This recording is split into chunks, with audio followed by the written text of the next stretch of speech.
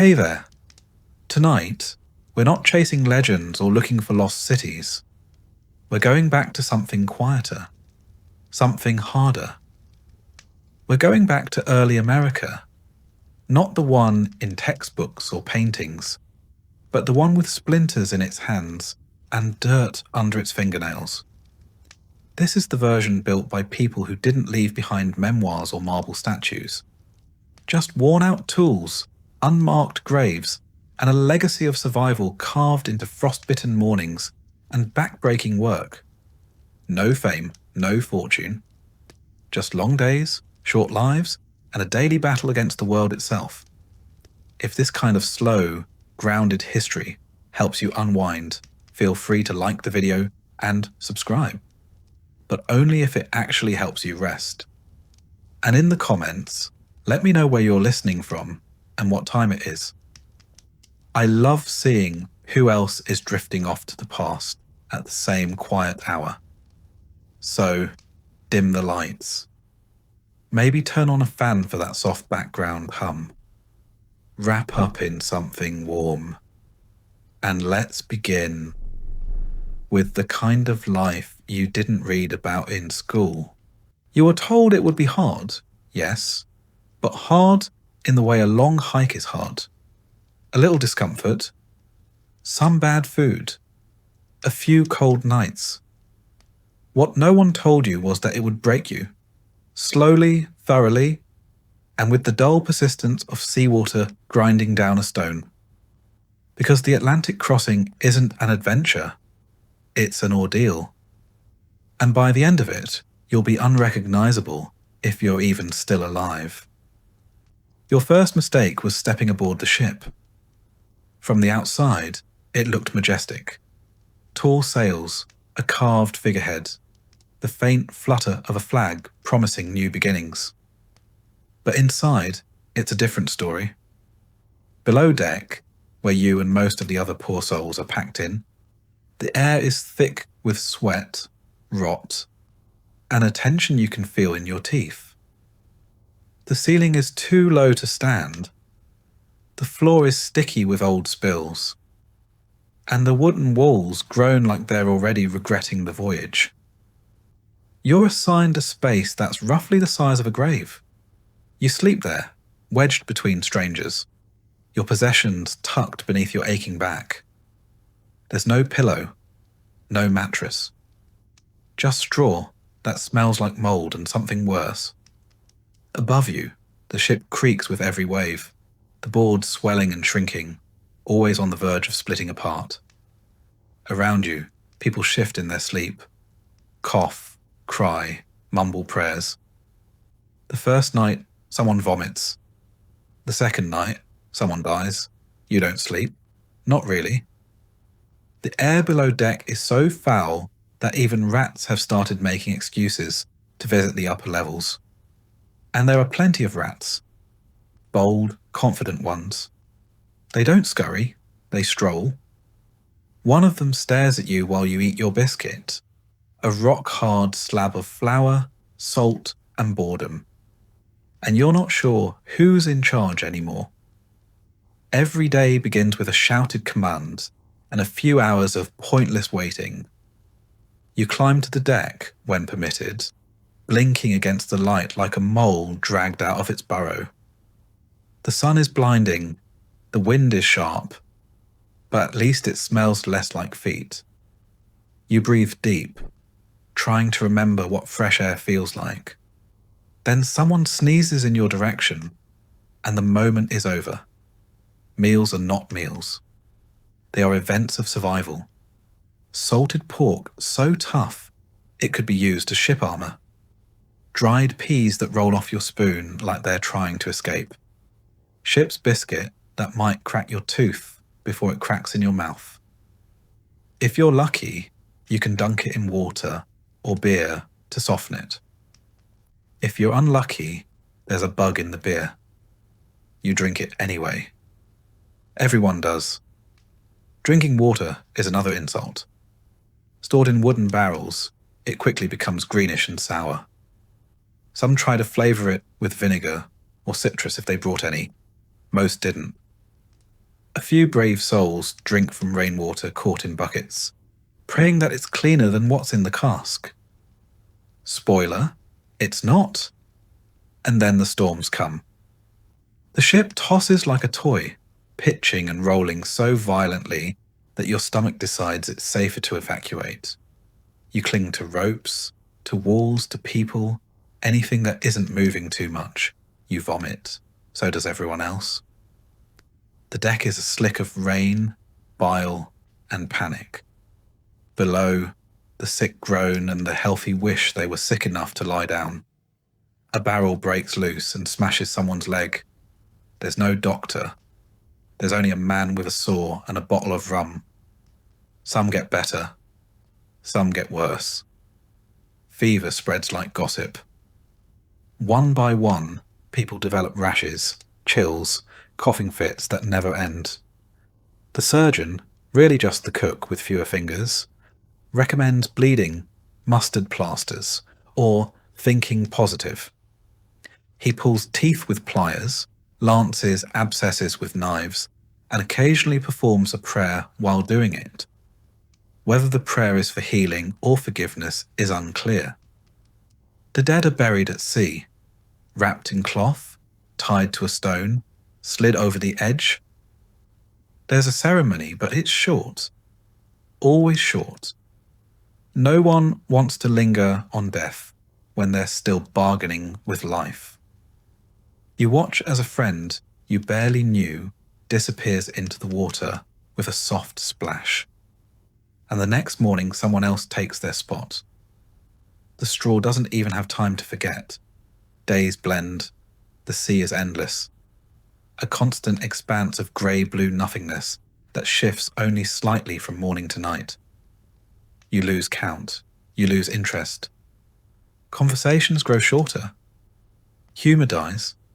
Your skin turns pale, then burns. Your lips crack. Your joints ache. You've developed a limp. You're not sure how or when. It's just there now. Part of the new you. At night, the dreams are worse than the days. You dream of falling, of drowning, of arriving only to be turned back. You dream of food, but it's always just out of reach. You dream of your family, but they're strangers now. Your own reflection startles you. Gaunt cheeks, hollow eyes, a beard you don't remember growing. You're shrinking inward, vanishing. You don't know what time it is anymore. The sun rises and falls, but it might as well be some distant theatre production performed for other people. Time on board is measured in hunger and headaches, in coughs that linger too long, and in how many rats you've named before they mysteriously disappear. The ship becomes a kind of hellish town, complete with social politics. There's the snorer, the weeper, the woman who tells stories from her village every night until someone finally asks her to stop. And of course there's you, the one who just keeps staring at the wall. On calmer days, the captain makes you swab the deck. Why? Who knows? Possibly just to remind you that you're alive. You mop with a ragged cloth that used to be someone's shirt, pushing fish guts and old blood toward the edge of the ship, while a sailor shouts at you to put your back into it. You have. Your back is all you've got left. Your soul already jumped overboard. There's little to do, but imagine what's waiting for you. You've heard stories. Some say there's gold in the rivers, others that the trees grow food. More grounded folk speak of open land and religious freedom. But none of that matters if you don't survive the next biscuit. Your jaw clicks when you chew. Your gums bleed. You've stopped noticing. Children on board don't cry anymore. They sit in corners with wide, distant eyes, occasionally licking the condensation off barrels. They're learning early. Hope is a thing best left on shore. And yet, somewhere between day 30 and day who even knows, Your body adapts. Your stomach stops rejecting the motion. Your brain accepts the horror as normal. You stop fighting the smell. One evening, you're allowed on deck as the sun sets. It's beautiful. A riot of oranges and purples over the endless sea. For a moment, you remember why you came. Then someone nearby coughs up blood and the spell is broken. You go back below. The night before landfall, you hear a song. Someone singing an old folk tune, soft and cracked. Others join in. It's not joyful exactly. More like a ritual. A lullaby for the part of yourselves that's about to die so another part can begin. The part that will try to farm a swamp with one shovel and half a recipe for bread. And when you finally do reach shore, and the boat grinds onto the rocky beach, you feel nothing but exhaustion. The land is wet, cold, utterly silent. You kneel, not to pray, but because your knees give out. You're not the hero of this story. You're just the survivor of the prologue. You glance back at the ship. It's already turning, already leaving. No rescue. No returns. You're here now. And you wouldn't last a day. You've arrived. You're standing on the edge of the new world, boots squelching in unfamiliar mud, wind gnawing at your cheeks, and a quiet, creeping dread settling into your chest. It should feel like a triumph. Instead, it feels like a mistake that hasn't fully introduced itself yet. You've survived the voyage. Congratulations. Now the land gets its turn. Let's get one thing clear. Early America is not waiting for you with open arms. It's not offering a feast, a warm bed, or a sign that says, "Glad you made it."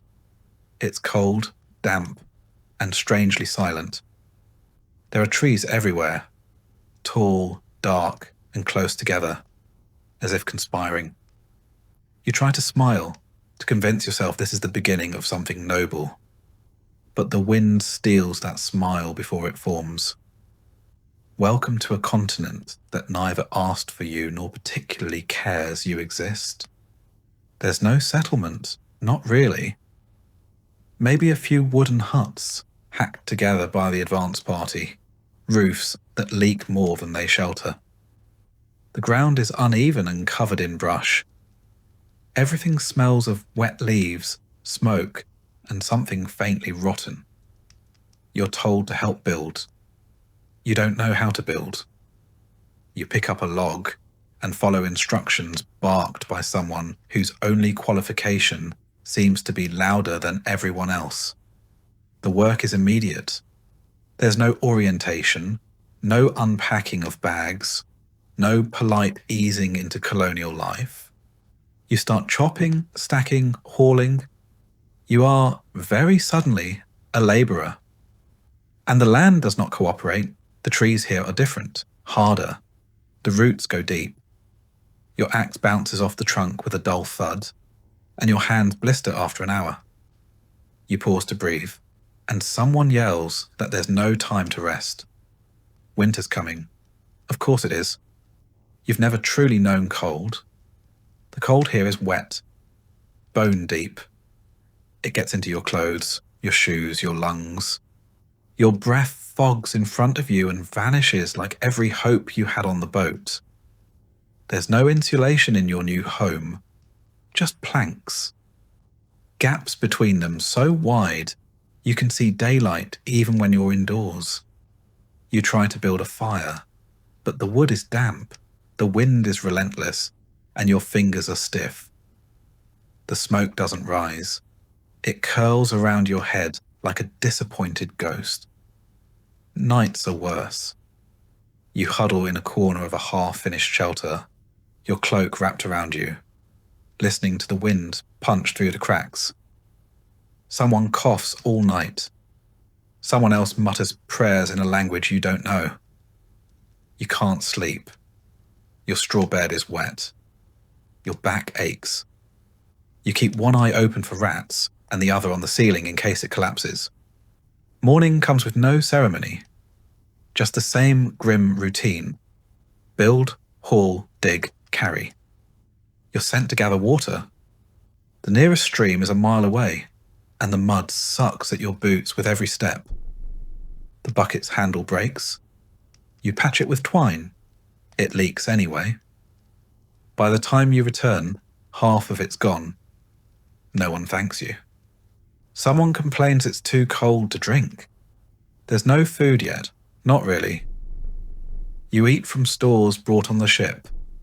Salted meat that tastes like shoe leather, and crackers that crumble into sawdust. The communal pot simmers all day, mostly water and a turnip someone found growing wild. You take your ration in silence and try not to think about the second helping that won't come. Hunger becomes a constant background hum, like tinnitus for your stomach. The forest surrounds you, watching. It's too quiet. The birds here don't sing the way they did back home. You hear rustles, cracks, something moving in the underbrush. You don't ask what. You don't want to know. You're not afraid of the woods. You're afraid of what you don't understand about them. And there's a lot you don't understand. You try to farm. Or at least, someone says you should. The soil is rocky, the land uneven. Seeds vanish into the earth and never return. A few stunted sprouts emerge, then wilt in the wind. Someone suggests it's the wrong season. Someone else blames the devil. You just blame your hands, which haven't stopped bleeding since the second day. There are insects. So many insects. Big ones. Biting ones. Flying ones that seem to find your ears on purpose. Mosquitoes that come in swarms at dusk and leave welts the size of walnuts. You slap your neck so often you forget what your skin used to feel like. Then there are the ticks. Small, silent, and insidious. You pull one from your leg and stare at it for 10 minutes, wondering if you're about to die. You're told to be careful when wandering. Not just because of the terrain or the animals, but because of uncertainties. No one says what that means, just nods darkly and tightens their grip on a musket that looks like it's more likely to explode than fire straight. You sleep with a knife now. Not for defense, but because it gives you the illusion of control. Sanitation is theoretical. There are no toilets, just a designated patch of forest. You go with a stick and a prayer, hoping no one follows. It rains often. The mud never dries. Your boots are constantly wet. Your socks, if you still have socks, are stiff with filth. The smell becomes part of you. Every joint aches. You've stopped wiping your nose. Your nails are black. You've picked up a rash on your neck, and your lips bleed when you smile, which is rare. No one sings here. No one jokes. You work until you fall down, then get up and do it again. This land is not your enemy. It's worse. It's indifferent. It doesn't care how noble your mission was, how pious your intentions, or how optimistic your shipboard prayers.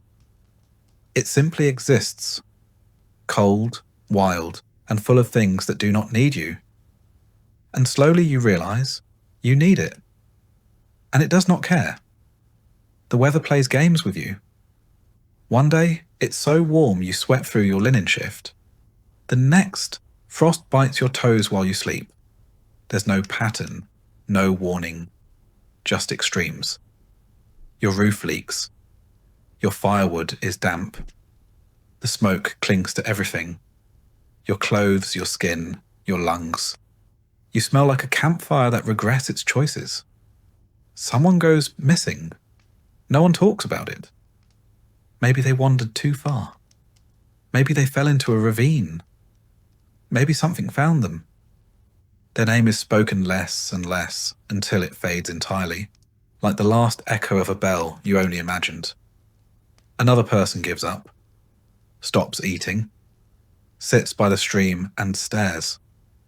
They're still breathing, but you know they're gone. You're supposed to build a community, a colony, but everyone is too tired. You sleep in shifts. You eat in silence. The preacher offers a sermon and no one listens. You're too busy wondering if the flour has bugs in it, and too hungry to care if it does. Someone tries to steal from the storage crate. They're caught. There's no jail, so they're tied to a post in the rain. No one intervenes. You start to forget the sound of your own voice. You speak only when spoken to. The days blur together. Wake, work, suffer, sleep, repeat. Your muscles scream, but your mind stays quiet. That's how you survive. You stop thinking. You just do. At night, you dream of home. Not with longing, but confusion. The smells are wrong, the colours too bright, the bed's too soft. You wake up disoriented and angry. You remind yourself this is what you wanted. Freedom, opportunity, land. You got all three. You just weren't told what they cost. The cost is your comfort, your health, your illusions. You came here thinking the land needed taming. But the land doesn't care. The land has been here far longer than you. It watches, it waits, and it weathers you down. Not with sudden violence, but with slow, patient erosion. And this is just the first month. The real test comes with winter. Hunger is not a feeling here. It's a companion. A constant background presence that shadows you from dawn to dusk and sleeps beside you at night. It murmurs during prayer, grumbles through conversation, and screams during silence. In early America, food is not guaranteed. It is fought for, begged for, traded for, or simply imagined. Your first taste of New World cuisine comes with low expectations and an even lower caloric return. Breakfast doesn't exist as a formal concept. There's no morning meal laid out on a table. You eat when there is food, which is not often and not much. A bite of cornmeal mush, a crust of dry bread, maybe some boiled beans. You chew slowly not to savour it, but to fool your body into thinking it's getting more than it is. There is no menu, just whatever's left, whatever's survived the journey, or whatever hasn't yet rotted in the storehouse. Spoilage is inevitable. The ship's stores, salted pork, dried peas, flour, have been slowly decaying in the humid New World air. Mice chew through sacks. Weevils swarm. Barrels swell and crack. By the time you reach for something, it's already half gone and half mould. The staple of your diet is cornmeal. Not golden, fluffy cornbread, mind you. A gritty porridge made by boiling coarse ground maize in water, then adding a bit of salt, if there's any left. You eat it hot in the morning and cold in the evening, often with nothing else. It clings to the sides of your bowl like regret and goes down with the consistency of damp sand. You miss bread, real bread, the kind you knew back home. Here, bread is a rare, precious thing. Wheat does not grow easily in this climate. The soil is too rocky, the rainfall too wild, the tools too crude. If you manage to grow wheat, thresh it, grind it, and somehow keep it dry, then you might get to bake bread once. But that requires an oven, and ovens require bricks, and bricks require time, clay, and someone who knows how not to die halfway through construction. Most of what passes for bread is made from rye, barley, or corn, mixed with whatever can stretch the dough. Acorn meal, powdered roots, even sawdust. You knead it with cold hands. Bake it in a pan over open flame, and hope it doesn't come out black on the outside and raw in the middle. The crust is tough, the inside is dense, and the flavour lands somewhere between bark and ash. Yet bread, bad as it is a luxury. Some days, there's nothing. You dig up turnips the size of your fist. You boil nettles. You chew pine bark. Hunger pushes you toward the edge of reason. You start staring too long at the chickens, even though they're meant for eggs. You wonder what a squirrel might taste like. You hear stories of settlers eating leather when things got bad, shoes boiled into soup. You laugh nervously. Then you start checking your boots, and spoilage is constant. Flour goes mouldy, meat turns green, butter sours into a vinegary sludge. Even salt can fail you, growing damp and clumping into lumps that refuse to dissolve. You scrape the bad bits off. You hold your breath and eat it anyway. Cooking is improvisation. Pots are iron, heavy, and limited. You cook over open flames, dodging smoke and flying embers. There's no timer, no recipe, just instinct and whatever didn't burn yesterday. You stir your stew with the same spoon you carved last week, the one that already has a crack running through the middle. The broth bubbles, steams, smells like nothing. You add herbs, wild onions, maybe a pinch of ash that fell in. You call it seasoning. And yes, there are days when things go well. A deer is caught. A fish is pulled from the stream. Someone stumbles across wild berries. But the deer must be shared, the fish divided, the berries picked before the birds get them. The moment is sweet, short, and gone. The next day, you're back to chewing boiled roots and wondering how many more meals your teeth can survive. Food isn't just scarce, it's dangerous. Undercooked meat brings worms. Spoiled milk brings vomiting. That root you thought was edible? It wasn't. A simple misstep in foraging leads to a night of agony and a quiet burial. You learn by doing, and often by dying. You ration everything. Every biscuit is counted. Every pinch of salt is a moral decision. You find yourself arguing over who gets the crust, who needs it more, who worked harder that day. You feel ashamed. Then you feel hungry again. Shame doesn't fill your stomach. Bread does. If you're lucky. There are no meals. Only moments where food intersects your path. Lunch doesn't arrive with a bell. It arrives if someone manages to find a squirrel, or digs up a few more turnips, or remembers there's a bit of bacon rind tucked in a cloth at the back of the hut. You eat fast, not because it's good, but because someone might try to take it. You chew with suspicion. Was that grit? Mold? A bug? Doesn't matter. It's food. You think about home, about bread that rose in ovens and smelled like comfort, about butter that didn't smell like cheese, about meat that wasn't a gamble. But you don't talk about it. No one does. Talking about home invites longing. Longing weakens the group. Instead, you talk about who found a wild onion, who spotted a deer track, who didn't get sick after eating that weird root last week. Children get thinner. Their eyes sink. They stop complaining and start staring. You give them your portion sometimes, then regret it when your legs go weak in the afternoon. But you'd do it again. Because there's something worse than starving. It's watching someone else do it, slowly. And then comes the barter. Trade becomes currency.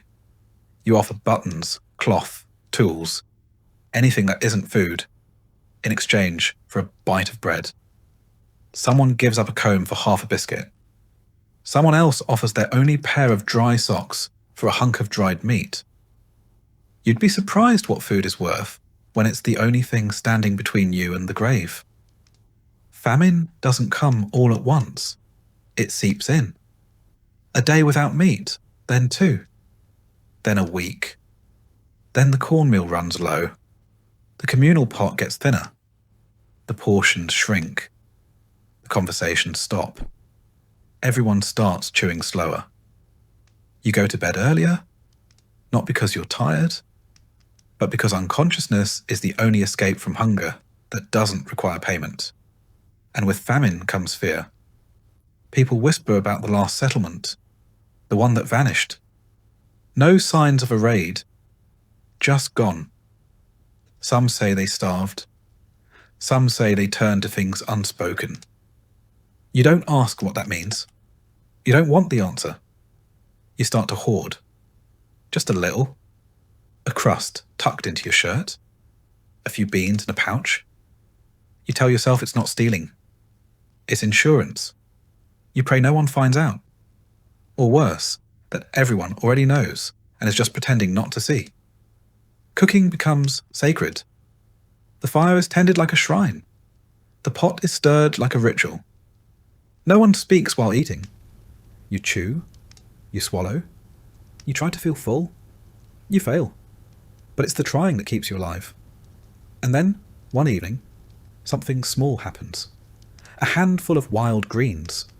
A rabbit. A slice of real bread, miraculously baked. You share it. It's gone in seconds. But for a moment, the silence is replaced with breathing. Hope doesn't return, but it glances at you from a distance. Later, you learn that some settlements didn't survive not because of disease, but because of miscalculated harvests. They planted the wrong crops, stored food poorly, ate seeds meant for the next season. Mistakes compound. A single bad harvest becomes a slow-motion catastrophe. Hunger breeds desperation. Desperation breaks order. And when that happens, it's not just your stomach that's empty. It's the law, the fellowship, the trust. You once believed food was simple. Eat when you're hungry. Now, it is everything. It is politics. It is trust. It is survival. You do not live from meal to meal. You live from bite to bite. This is not hardship. It is the new normal. And the worst part is, you get used to it. You thought the voyage was hard. You thought the land was cruel. You thought the hunger gnawed enough. But now comes the truth. All those trials were just the warm-up act. Because winter doesn't care how brave you are. It doesn't care how pious your intentions or how much wood you chopped in October. Winter is not your enemy. It's your judge. And it finds everyone wanting. It doesn't arrive all at once.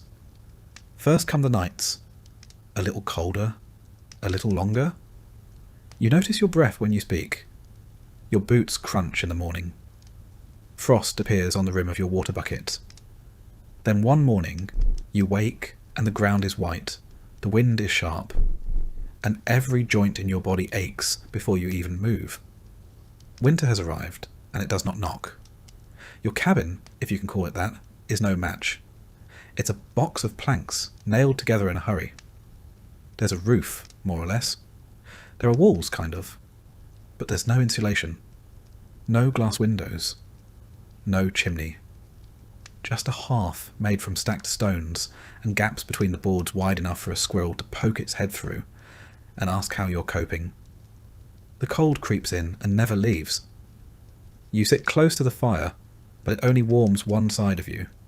The other side remains frozen.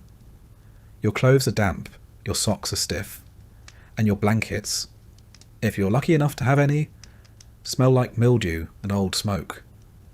Your fingers go numb when you sleep. Your toes stop hurting altogether. You pretend that's a good sign. It isn't.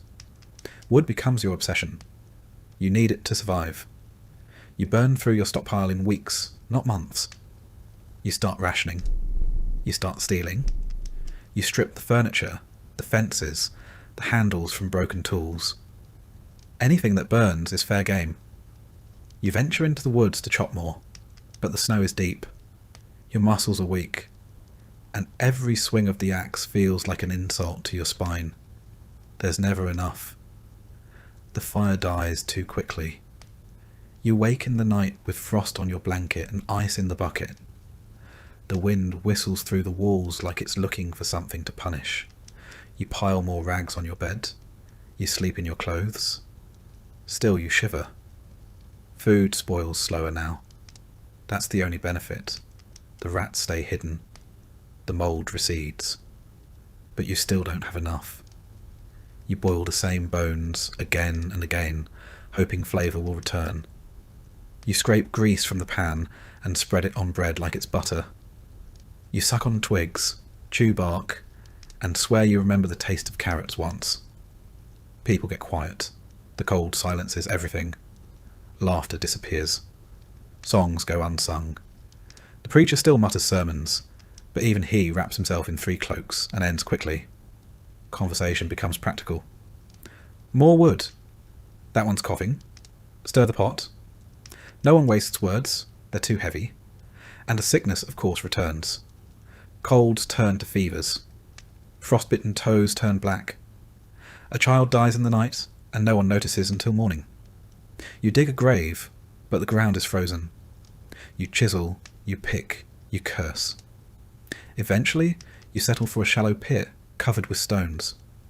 You say a prayer, if you have the breath. Sleep becomes an act of faith. You lie down not knowing if you'll wake up.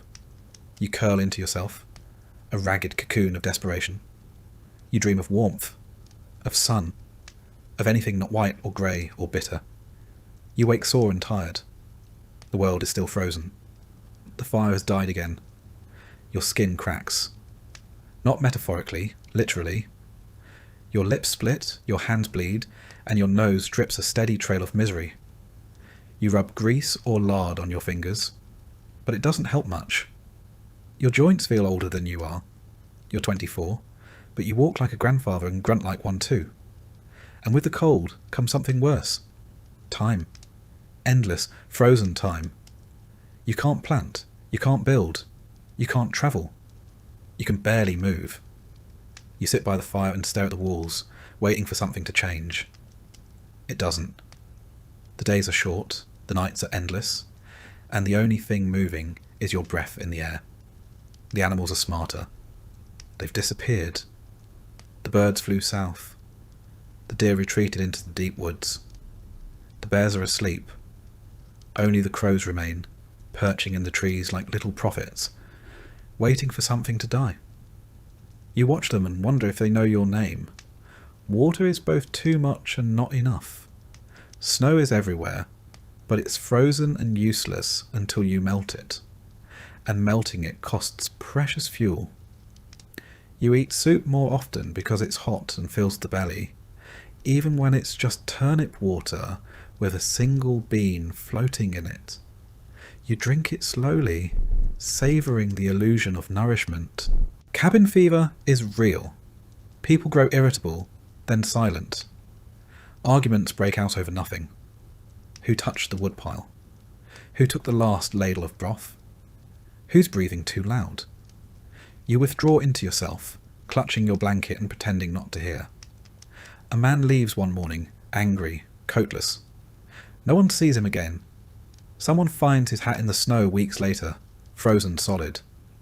The children stop playing. They sit quietly, bundled in layers, staring at the fire. You try to entertain them, tell stories, sing songs, but your voice is hoarse, and your hands tremble.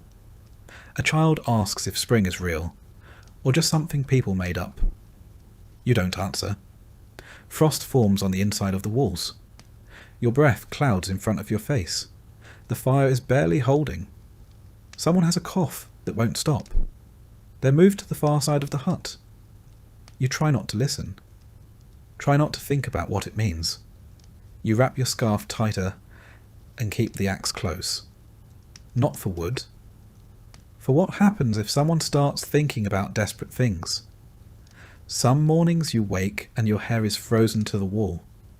You pull away slowly, wincing, and blink at the thin light coming through the cracks. It's another day. You made it. That's all you can say. You made it. This is winter in early America. It does not care how well you planned.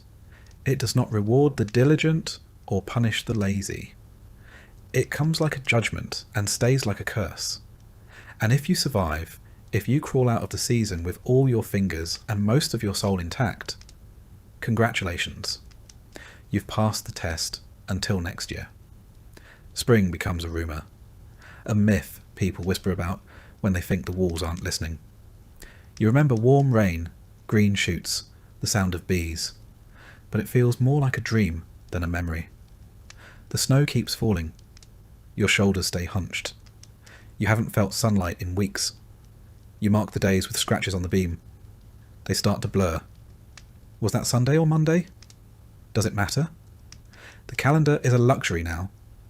Time is measured by how low the woodpile is. How many spoons of flour remain? How many coughs before someone goes silent?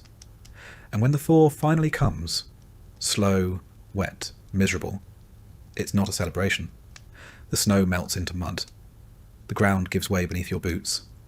The roof starts leaking again, but the air smells different. There's movement in the trees. You hear birds. You weep. And it surprises you. Spring didn't save you. You saved yourself. Barely. Winter tried to erase you. You clung to the edge of life with frostbitten fingers and splintered tools and faith that cracked more than once. And now you get to do it all over again. You wonder how the people around you still go on. The woman who lost her child but still stokes the fire. The old man with one eye who hums quietly as he whittles kindling. There's no heroism here, just endurance. A slow, stubborn refusal to die. And in that there is something close to hope. Not bright or loud, but solid. Like the last coal in the hearth, glowing faintly, daring the cold to snuff it out. In early America, work is not something you do. It is something you survive. There are no weekends, no holidays unless they're religious, and still somehow exhausting. No coffee breaks, no casual Friday. There is only one rule: you work or you die. You wake before the sun, because sleeping past dawn is a luxury reserved for the dead. Your hands are already sore from yesterday. Your back aches. Your knees feel like they've been borrowed from a man twice your age and returned broken. You stretch only because staying curled hurts more. Someone nearby is already moving. You hear water sloshing in a bucket.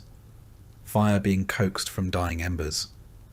A cough that sounds more ominous than it did last week. Breakfast, if it happens at all, is fast and functional. Maybe a chunk of stale bread. A bit of cold porridge. A sip of weak beer, because the water is likely carrying new and exciting diseases. Then it's out the door. Into the mud, the cold, or the heat.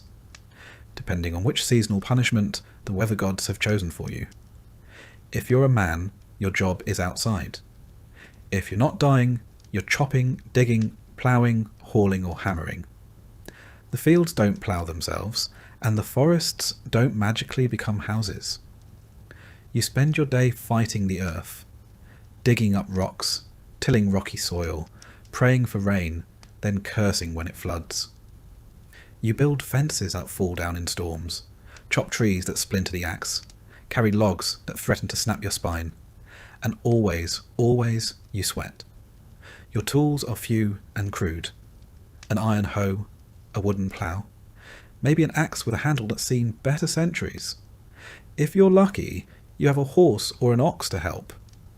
If you're not, congratulations, your shoulders are the horse now. There's no mechanic, no toolbox, no spare parts. If something breaks, you fix it with string, spit, and creative swearing. Your clothing works against you. Wool in summer, linen in winter, boots that leak, gloves that don't exist. Your hands crack and bleed. Your nails split. Splinters become permanent features of your palm. You carry hay, mud, firewood, and sometimes other people. Your spine is less a column and more of a suggestion. If you're a woman, your workday is somehow worse. Everything the men do, plus everything else. You cook, clean, sew, haul, nurse, parent, and mend. You wake the earliest and sleep the latest. You spin wool until your fingers are raw, knead dough until your knuckles seize, and churn butter until your arms feel like lead. You chop firewood, carry water, and then somehow still serve the meal without collapsing.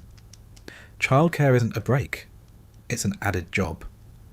Babies are carried on hips while you stir pots. Toddlers cling to skirts while you dig up potatoes. You breastfeed one child while telling another to stop hitting the goat. No one thanks you. There's no applause, just more work.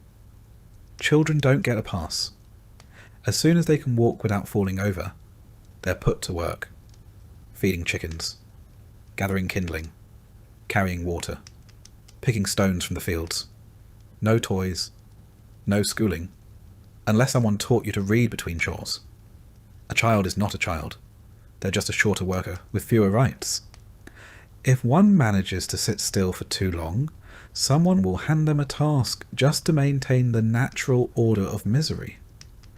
Illness doesn't excuse you. If you're not coughing up blood, you're expected to help. A sprained ankle means you crawl instead of walk. A fever means you take more breaks, not that you stop.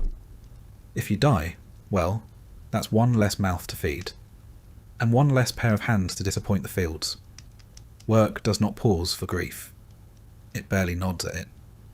Sundays are theoretically a day of rest, but they're not restful.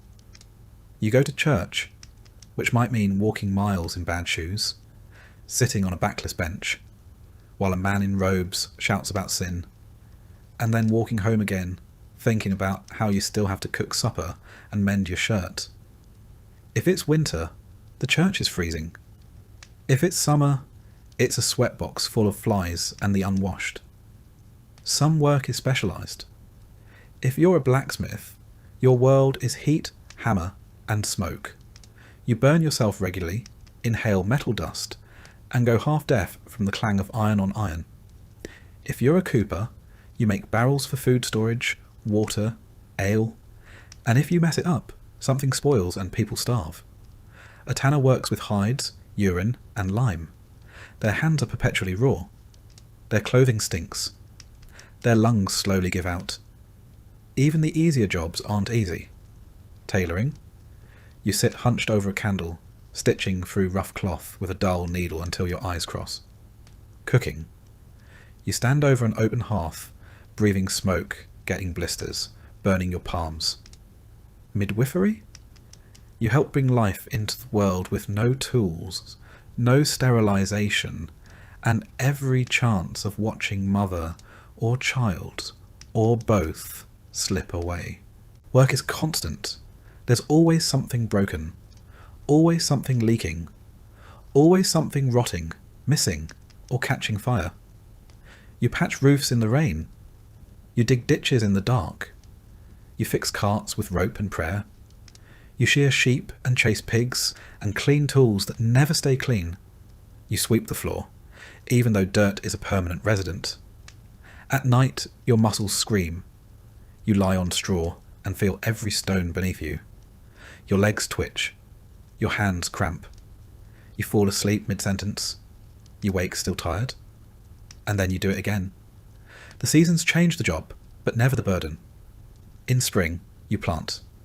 In summer, you weed and haul and swat at clouds of insects that treat your skin like a feast. In autumn, you harvest, haul, and preserve what little you manage to coax from the earth. In winter, you split wood, fight frost, and spend hours just keeping the fire alive. You work harder to not freeze than you ever did to not starve. You dream of rest, but even your dreams are filled with chores. Fetch water, shuck corn, chase chickens. You have nightmares about losing tools, because replacing one could mean trading away your only boots. And everything you do with the knowledge that it might not be enough. One late frost, one early flood, one outbreak of fever, and your entire season's work turns to ash. You're always one bad week away from ruin. There are no sick days, no second chances. no promotions. Just survival, broken fingernails, and the deep, quiet knowledge that no matter how hard you work today, tomorrow won't care. Work doesn't make you stronger. It wears you down. It blunts your mind. It hollows your body. You stop looking people in the eye because you're too tired. You forget how to laugh unless the joke is about finally dying. But still, you get up every day because no one else will do it for you. This is your job in early America. Not a career, not a calling, just the daily act of not giving up. And whether you're ploughing soil, scrubbing floors, nursing children, or gutting fish, you do it until the day your hands finally stop moving. And even then, someone will expect you to be buried quickly so they can get back to work. Sometimes someone breaks. They sit down in the middle of a task and just stop. No crying. No speech. Just stillness. Their eyes go glassy. Their hands go limp. And after a few minutes, someone else quietly takes over their work. No one talks about it, because everyone knows it could be them next. One bad night, one pulled muscle, one missing meal. That's all it takes. So you work, you endure. Because in early America, your worth is measured by your labour. And when the day comes that you can no longer contribute, when your back gives out or your legs won't carry you, there is no retirement. There is only absence, and a new name added to the list of the gone. The sky darkens, and the tools are finally laid down, not because the work is finished, but because the light is gone. You trudge home, muscles screaming, knowing tomorrow will be the same. And the cruelest part, some tiny piece of you is grateful. Grateful that there will be a tomorrow. You don't catch sickness in early America. It catches you. Slowly at first, through a cough that won't go away, a cut that refuses to heal, or a strange aching behind the eyes. Then all at once, it has you. And when it does, there's no doctor coming. No clean sheets. No medicine cabinet. Only prayer, boiling water, and blind hope.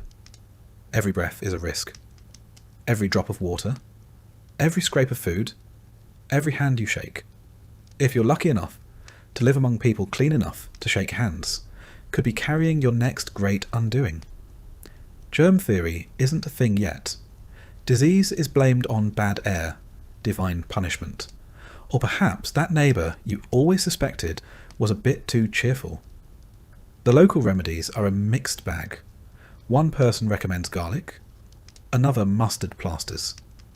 Someone else swears by powdered toad. Whatever the cure, it's administered with shaking hands and absolute confidence, which is comforting until you realise no one actually knows what they're doing. You're already starting from behind. Your diet is trash. You're malnourished, underslept, and chronically exhausted. Your immune system is working overtime just to keep your body from eating itself. So when illness comes, and it always comes, it hits like a hammer. Coughs last for weeks. Fevers burn hot and wild. Cuts go septic. Teeth rot and fall out. A splinter in the wrong place can lead to an amputation. You can die from stepping on a nail. You can die from childbirth, a stomachache, a bad glass of milk. You can die from eating the wrong berry or not eating at all. Life is a parade of minor symptoms with lethal potential. And let's not forget dysentery, nature's way of reminding you who's really in charge. It's not glamorous, it's not dramatic. It's just slow, messy dehydration until your insides give up and everything shuts down. There's no dignity in it, just a bed of straw and someone whispering the Lord's Prayer while trying not to gag. There are no hospitals. The sick are treated in the same room where people eat, sleep, and argue. There's no privacy, no sanitation, and no mercy. You lie in your corner of the hut, sweating, shaking, hallucinating, and hoping you don't disturb the others too much. Because if you do, they might decide to move you outside, and you won't come back in. The treatments, such as they are, come from a mixture of folklore, desperation, and half-remembered advice. Bleeding is popular. You're too hot, too cold, acting strangely. Out comes the blade or the leech. Bloodletting is considered a universal reset button, even if the patient's last words are, "I feel dizzy." It's not uncommon to pass out mid-treatment. Some don't wake back up. Herbs are the next line of defence. Chamomile, sage, horehound, yarrow. Names whispered like spells. They're steeped, crushed, poulticed, and rubbed onto wounds with great ceremony. Sometimes they help. Sometimes they do nothing. Sometimes they make things worse. But the smell at least convinces you that something is being done. Toothaches are their own brand of misery. You feel it first as a dull throb, then sharp pain, then swelling. Then the whole side of your face balloons and you can barely speak. There are no dentists, only a brave fool with a pair of tongs and a bottle of rum. You're told to bite down on leather and hold still. The crack is audible. The pain is indescribable. Infection is almost guaranteed. Midwives double as doctors, herbalists, and therapists. They deliver babies in firelit huts and with nothing but rags, boiled water, and prayer. They handle fevers, wounds, miscarriages, and mystery illnesses with quiet authority. And yet, they're constantly at risk of being accused of witchcraft, because knowing too much is dangerous, especially if you're a woman. And then there's smallpox. It doesn't knock. It kicks in the door. Red spots appear, first as a nuisance, then as a verdict. You're isolated. Not for your safety, for theirs. The sores swell, burst, and crust over. You itch until you bleed. You're disfigured for life if you survive. Many don't. You hear stories from nearby towns. Entire families wiped out. Children gone in a week. A man who dug 6 graves in 2 days. A preacher who held a funeral for his own wife from the doorstep, too afraid to enter the room. The disease moves faster than gossip. By the time you hear about it, it's already here. Injury is common. Axes slip, horses kick, fires burn. You fall, you bleed, and then you hope. A broken leg means weeks of pain and immobility, and if you're lucky, someone helps carry you. If not, you crawl. There's no cast, no splint beyond sticks and rags. The bone might heal, or it might heal wrong. Now you limp for the rest of your life. Assuming the infection doesn't win first, mental illness is a concept that hasn't been invented yet. Sadness is sin. Melancholy is weak faith. Anxiety is cowardice. If you speak of hearing voices or act strangely, you're whispered about. If you're a woman, the word hysteria starts making the rounds. If you're loud about your suffering, you might find yourself locked in a cellar, or worse, blamed for bringing the sickness to begin with. Water doesn't help. Not in the way it should. Clean water is a fantasy. What you drink is usually river runoff, shared with animals, filled with silt, leaves, and invisible threats. Boiling helps, but fuel is precious. You bathe rarely, if at all, because cold water chills the bones, and warm water is considered medically risky. Bathing opens the pores, they say. That's how the illness gets in. So you don't bathe, you don't rest, you barely eat. And then one day, your body fails. You faint, you fall. You vomit blood or cough up something dark and clotted. People around you avoid eye contact. They start whispering your name in the past tense. If you're important, maybe a preacher comes. If not, someone mutters a prayer from across the room. A cloth is placed on your forehead. You're told to drink broth. You can't keep it down. Your stomach turns against you. Your bowels follow. Your breath rattles. Sometimes you recover. Sometimes it passes. But the world keeps turning either way. If you die, there's a hole waiting. If you live, there's a job waiting. There's no long recovery. No soft re-entry into daily life. The day you can stand is the day you're handed a bucket and told to fetch water. You learn to spot the signs early. A shiver too long. a cough that echoes, eyes that don't focus. You learn who might last and who probably won't. You stop asking if someone feels better. You stop offering advice. You just tighten the blankets and keep the fire going. It's the most you can do. Sometimes someone survives something they shouldn't. A fever that broke. A wound that closed. People call it a miracle. They thank God. The survivor says nothing, because deep down, they know it wasn't divine mercy. It was chance. Dumb, brutal luck. And there's always another illness waiting. New settlers bring new plagues. The weather changes and something strange spreads again. You cough. You pray. You drink something foul and bitter that a neighbour swears saved their cousin. You don't believe it, but it burns going down. So at least it feels like something is happening. Eventually, your body is not your own. It belongs to the rhythms of the colony, the limits of early medicine, and the whims of fate. You walk slower. You breathe harder. You sleep more but rest less. And one day, when the fever comes for you again, you know it might be the last.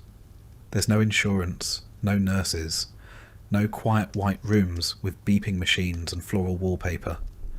There's just a straw mattress, a wooden bowl of tepid water, and someone you love sitting nearby, too tired to cry. Illness in early America doesn't ask permission. It doesn't wait for a convenient time. It doesn't spare the strong or the faithful. It simply arrives, stays as long as it wants, and leaves a trail of silence behind it. And when it's gone, if you're still alive, you go back to work. Because in early America, health is a temporary condition. But labour is eternal. In early America, freedom is a myth carved into future monuments, not something you'll find in your daily life. Authority is not questioned, it is endured. You don't speak up, you don't speak out. You barely speak unless spoken to. And even then, you choose your words like they might be your last, because they might be. Power wears many faces. The preacher, the governor, the magistrate, the landowner, the militia captain, the man with the Bible in one hand and a musket in the other. Sometimes they're the same person. Sometimes they disagree with each other, but all of them outrank you, and you are expected to obey. Not out of respect, but because the cost of resistance is immediate and often public. Laws exist, but not the kind you argue with. Not the kind printed neatly and explained with care. They're passed down through warning and punishment. You learn the rules when you see someone whipped for breaking them, when someone disappears after speaking too freely, when a man is nailed by the ear to a post because he stole a loaf of bread. Justice here isn't blind. It's looking right at you, with a raised eyebrow and a hand on its belt. Petty crimes are met with brutal solutions. Theft can cost you your fingers. Lying in court might earn you a split tongue or a branding.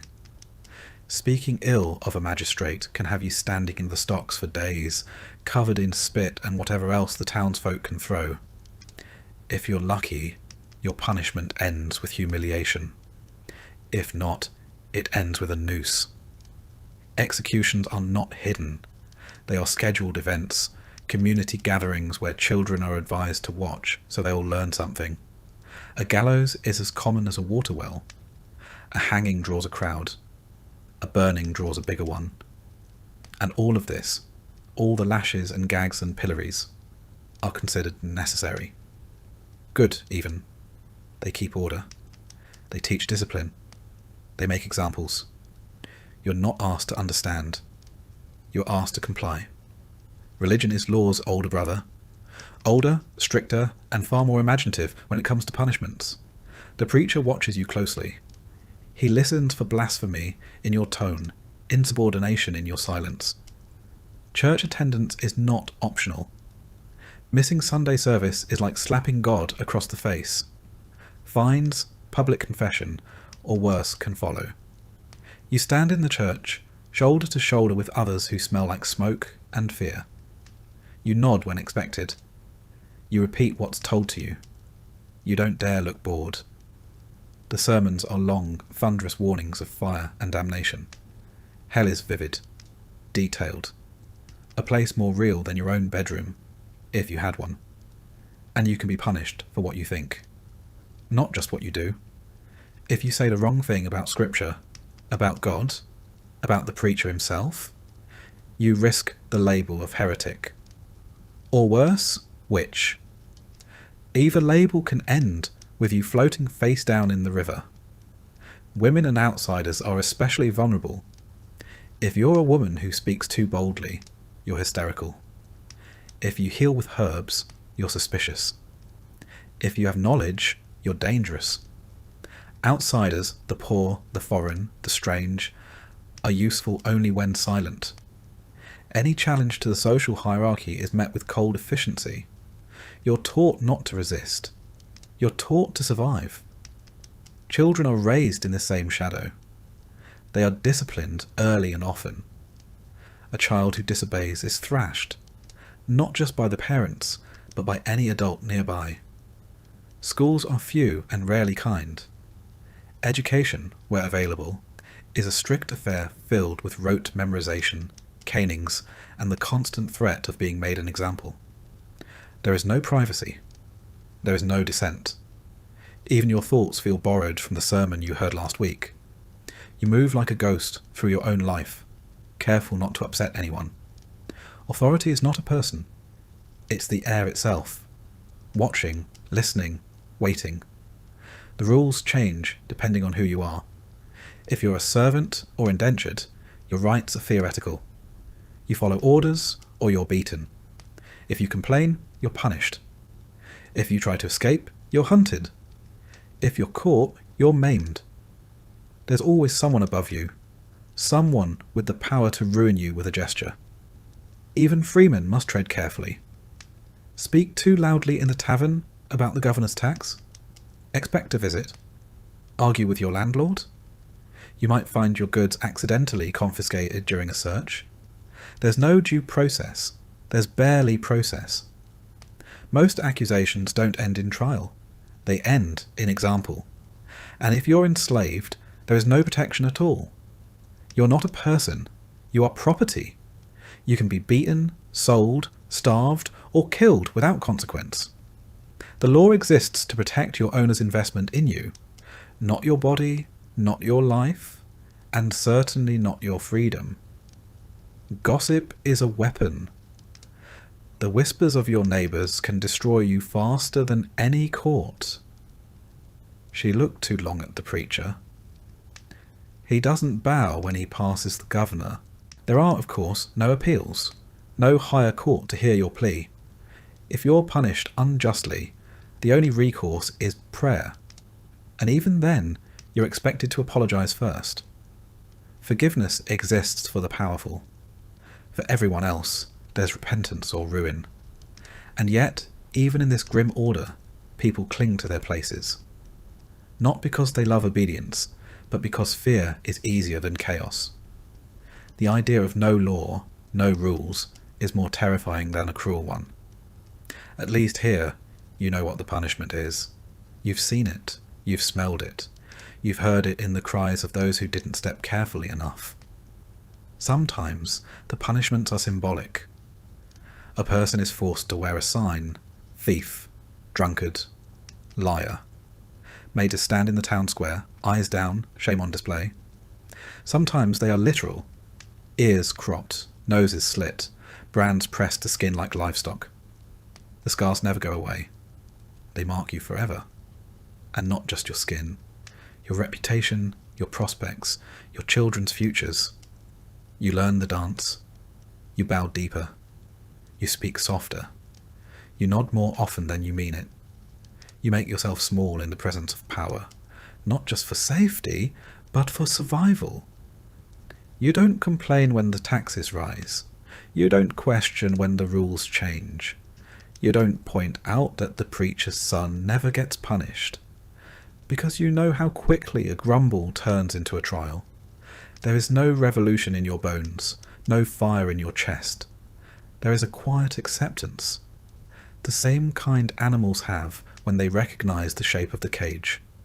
You might dream of something better, but not out loud. You might speak of fairness, but only behind closed doors, and only in a whisper. Your children learn the same lessons. They watch you endure.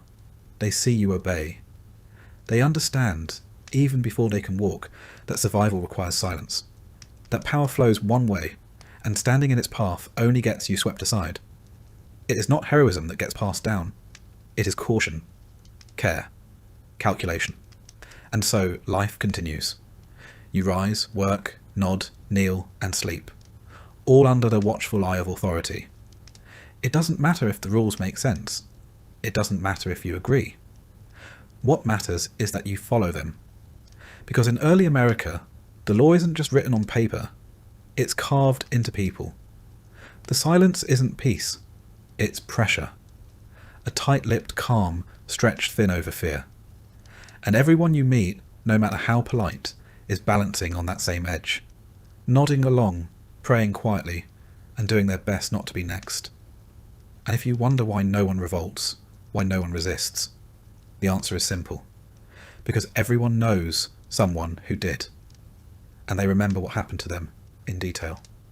In public, in pain. That's all it takes. In early America, being a woman isn't just difficult. It's doubly so. You don't simply live through hardship. You do it while carrying everyone else's burden on your back, wrapped in homespun linen, holding a child in one arm and a cooking pot in the other. Whatever the men do, women are expected to match, and then keep going. You rise before the men, not out of choice, but because someone has to start the fire, fetch the water, and stir whatever's left in the cooking pot from the night before. You might have slept 2 or 3 hours, maybe more, if the baby didn't scream through the night, or if your husband didn't come home drunk and short-tempered. You pray silently, or maybe just sigh, a quieter form of survival, and start your day. Breakfast is not served, it is assembled. You boil cornmeal, scrape ash from the hearth, and knead yesterday's dough. The fire spits sparks onto your hands. You wince, wipe sweat from your forehead with a soot-smeared sleeve, and keep going. By the time the others are stumbling awake, you've already been working for an hour. Child rearing is not its own job. It's background noise to all the others. You carry a baby on your hip while stirring pottage, sewing a shirt, or chopping vegetables. You learn to balance an infant with one arm and hoist a water bucket with the other. When the child cries, you hush it without breaking stride. There's no nursery, no playpen, no time-out corner. Only the edge of a dirt floor where you lay the child and pray it doesn't roll into the fire. Cleaning is constant and futile. There is no soap. Water must be hauled in buckets. The floor is made of packed earth that turns to mud when wet, dust when dry, and filth in between. You sweep it daily with a bundle of straw tied to a stick, knowing full well it will never be clean. Not really, not for long. Laundry is not a weekly chore, it's a siege. Clothes are scrubbed on washboards, if you have one, or against a flat stone by the river. You kneel in the cold, raw water, scraping fabric with lye or ash soap that burns your skin and chaps your knuckles. Then you wring it dry, with hands already swollen, and hang it in the wind, praying the rain doesn't return. There are no dryers. If it rains again, you start over. Sewing and mending are endless. Your family owns maybe 1 or 2 sets of clothes each. You patch holes with scrap, re-stitch every seam until the fabric looks more thread than cloth. You save buttons like gold, straighten old needles over fire, and squint by candlelight after everyone else is asleep. If someone tears their only shirt, it becomes your emergency. Then comes cooking. Forget recipe books. There's no oven, no timer, no measurements. You cook with instinct and heat and guesswork. A pot over the hearth, bubbling with a mix of root vegetables and regrets. You taste with your fingers. Add salt when it's available. Stir constantly, because if it burns, no one eats. If someone gets sick, you're blamed. If someone complains, you take it quietly. Because silence is expected. Gratitude is not. You also tend the garden, assuming you're lucky enough to have one. You weed it, water it, protect it from insects, birds and hungry neighbours. It's your insurance policy. If it fails, your family starves. If it succeeds, the men praise God, and you go back to weeding. On top of all this, you're expected to manage the emotional temperature of the home. If your husband is cruel, you endure it. If he's sad, you console him. If your children misbehave, it's your fault. If anything breaks, a dish, a chair, your spirit, you clean it up and carry on. Marriage is not an escape. It is a transaction. You are a dowry, a womb, a worker. Love, if it happens, is a fortunate accident. Your wedding may be small and quiet, with no ring and no gown, just a handshake and a prayer and a new life of labour under a different roof. Pregnancy is not a sacred glow. It's a gamble. Each time your belly swells, you wonder if you'll live through it. There are no doctors, no prenatal vitamins, no clean sheets, just a midwife, if you're lucky, and a set of hands you pray are steady. Labour can last hours, days. You scream into cloth, claw at the floor, bleed into straw. If the child lives, you thank God. If you live, you call it mercy. If neither happens, the others clean up quietly and move on. And when the child is born, the work doubles. Diapers don't exist. You tear rags and wash them over and over. You nurse constantly. You rock the baby while kneading bread, while boiling herbs and while scraping soot from the hearth. And if the baby dies from fever, from hunger, from cold, you are expected to mourn silently and keep working. You're not allowed to be weak. If you cry too much, you're unstable. If you shout, you're hysterical. If you resist, you're dangerous. If you know too much, you're a witch. You learn to speak softly, bow your head, and swallow your fury. Your life is survival in a corset of silence. And yes, you wear a corset. Not the ones in costume dramas. Yours is a stiff, scratchy thing, meant to straighten your back and suppress your body. You lace it up while nursing a toddler. You work in it. You sleep in it. You learn to move with it until the discomfort becomes part of your posture. There are no mirrors. Your reflection is in a bucket of water, if it's still enough. You forget your face. You forget your shape. You forget how to describe yourself beyond what you do. Wife, mother, servant, midwife, no adjectives, only titles. Courtship is brief. Flirting is a risk. If you smile too much, you're asking for attention. If you refuse a man's interest, you're rude. If something happens to you, something unspeakable, you are blamed for it. Your virtue is everyone's concern until it's gone. Then it's your problem alone. Even in church, your place is at the edge. You sit behind the men. You speak only to sing, and even then, not too loudly. You memorize scripture, but aren't asked what it means. The preacher talks about obedience, and everyone knows he's talking to you. Some women break the mould. Healers, spinsters, widows with sharp tongues. But most don't last long. Suspicion clings to them. If a child falls ill, it was the midwife's fault. If crops fail, it's the widow's stare. If a cow stops giving milk, someone remembers the herbalist said something odd last Tuesday. That's how it starts. Then come the whispers. Then comes the trial. Sometimes they drown you.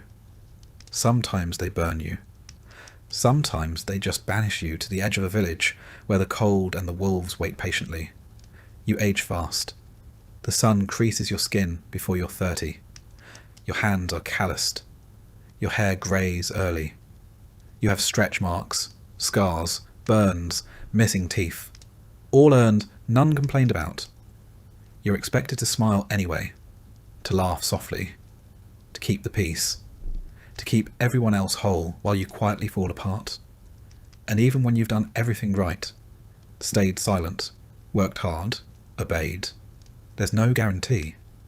Your husband might die, your children might starve, your home might burn, and you'll be left alone, a widow in a world that fears independent women more than famine.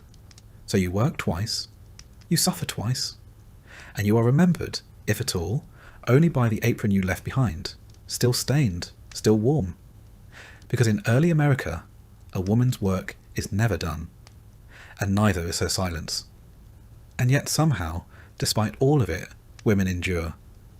They carry generations forward with aching arms and silent strength, weaving resilience into every stitch, every scar, every spoonful of soup.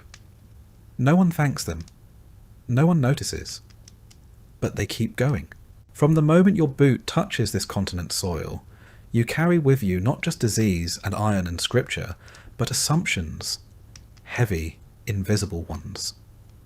You assume this place is empty. You assume it's yours.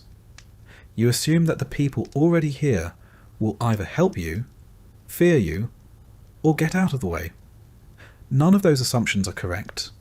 The land is not empty. It has paths, stories, names. Older than your family, older than your king, older than the ink on your colonial charter. The people are not few. There are nations here, not scattered tribes. Cultures with governments, customs, languages, boundaries.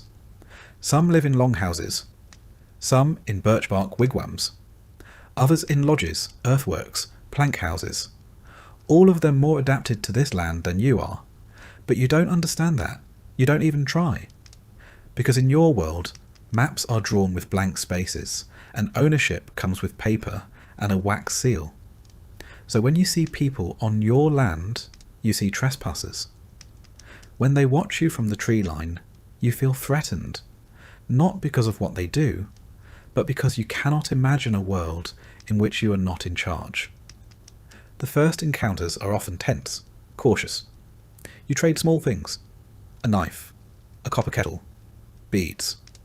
They offer you food, pelts, tobacco. They gesture for peace, sometimes with curiosity, sometimes with resignation. They've seen your kind before. You, however, have never seen anyone like them, and that unnerves you. Their faces are unreadable to you. Their expressions don't match your expectations. Their language is unfamiliar. Their silence feels ominous. Their smiles feel suspicious. You can't read them, so you decide they must be hiding something. You don't know what, but it must be dangerous. You try to communicate, you point. You speak louder, as if volume translates meaning. You mimic. You gesture. Sometimes it works, sometimes it doesn't. Sometimes they understand perfectly and pretend they don't, because they're not sure yet whether you're a threat, a fool, or both. You assume their help is automatic, their land a gift. If they show you how to grow maize or where the fish are, you call it a divine blessing, not survival knowledge painstakingly passed down over centuries. If they teach you something, you write it in your journal as your own discovery. If they warn you not to settle near a certain stream, and you do anyway, you call the resulting flood an act of God. Their customs confuse you. They don't rush meals. They don't shake hands. Their leaders don't dress in lace or carry swords.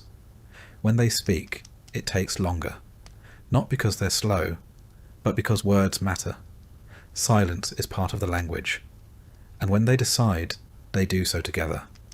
A concept as foreign to you as the plants in their medicine pouches. And still, you label them savages. Not because they are, but because they don't mirror you. They don't kneel the same way. They don't pray in Latin. They don't build fences or tally land deeds. So you decide they must be lesser. This comforts you. It gives you permission. You fear what you don't control. So you start to arm yourself more visibly. You build higher walls. You look for excuses. A rumour of a stolen cow becomes a justification for a raid. A glance in the wrong direction is all it takes to escalate a meeting into a conflict. You don't understand their politics, so you assume they have none. You don't recognise their diplomacy, so you call it trickery. They see what's coming. Most of them always did. Sometimes they leave offerings, corn, fish, a woven mat, as signs of peace. You assume they're tribute. You assume you're winning. But it's not submission. It's strategy. They are trying to avoid war. They know what war with you will mean. They've seen the weapons. They've buried the dead. And yet, not all encounters turn violent. Sometimes alliances form. Temporary, uneasy ones. You need them to survive the winter. They need you to trade for iron tools. You smoke pipes together. Share meals. Exchange gifts. There is laughter. You begin to feel at ease. And that's when you make the mistake. You assume friendship is ownership, that their tolerance is consent, that a patch of shared hunting ground is now your field. You build fences. You dig wells. You claim. You plant your flag. And when they resist, when they ask questions, when they draw lines, when they remind you of the agreements, you feel betrayed. You call them hostile, unreasonable, ungrateful. You forget that you were the guest. And so the pattern begins. You call for backup. More settlers arrive. More land is cleared. The forest shrinks. The rivers grow cloudy. The animals flee. The balance breaks. They warn you again. They hold councils. They send runners with messages, painted sticks, bundles of arrows left at your doorstep. Each a language you refuse to learn. Each a signal you ignore. And then, one morning, it happens. A skirmish. A death. Maybe accidental, maybe not. Someone's hut burns. Someone's brother is found dead near a stream. And now it's war. You don't know the terrain. They do. You march in formation. They move through trees. Your bright coats make you targets. Their silence makes them ghosts. You outnumber them, but numbers aren't everything when your enemy knows every shadow. Sometimes you win. Your weapons are louder. Your reinforcements steadier. You burn their villages. Take prisoners. Push borders. And you call it victory. Sometimes you lose. You vanish into the forest and are never found. A poisoned arrow ends you in the dark. A trap snaps your leg and you bleed into the soil. No one writes your name down. Your disappearance becomes a rumour. But even when peace returns, it is brittle. A temporary pause between misunderstandings. You call it a treaty. They call it a warning. You sign your name and they sign with symbols, not because they cannot write, but because their meaning is not your language. You walk away satisfied. They walk away wary. Years pass. More ships arrive. More fences are built. Forest paths become roads. Wigwams give way to taverns, and still they adapt. They survive. Some convert, some trade, some marry, some vanish into hills or are herded onto distant lands you've never seen. But they never disappear entirely, no matter what your map says, no matter how many statues you build, or schools you fund, or stories you write. And you, the settler, the guest, the stranger, live on the land now, but not alone. Every step you take is on memory. Every harvest, every brick, every town square is layered over lives you never understood. Because in early America, the greatest mistake wasn't violence. It was arrogance. You assumed they were simple. You assumed they were gone. You were wrong. And still today, in quiet clearings and beside old rivers, the echoes remain.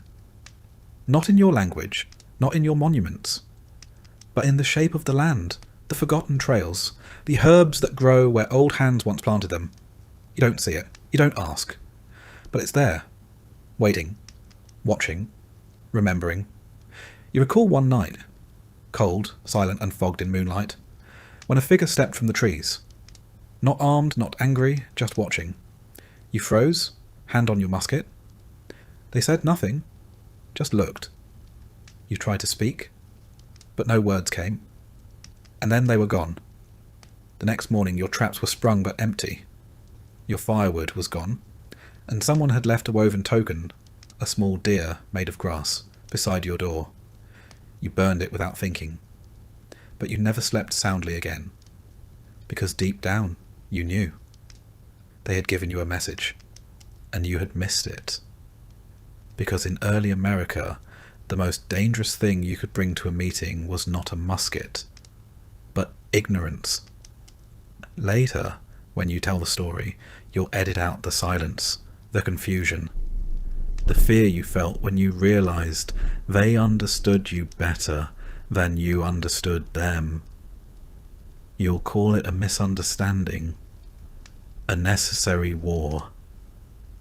But somewhere in the back of your mind, the forest never stops watching. You wake up tired again. There is no such thing as a full night's sleep in early America. The straw pokes through your blanket. The baby cried half the night. The wind found a new gap in the wallboards and needled your spine like a curse.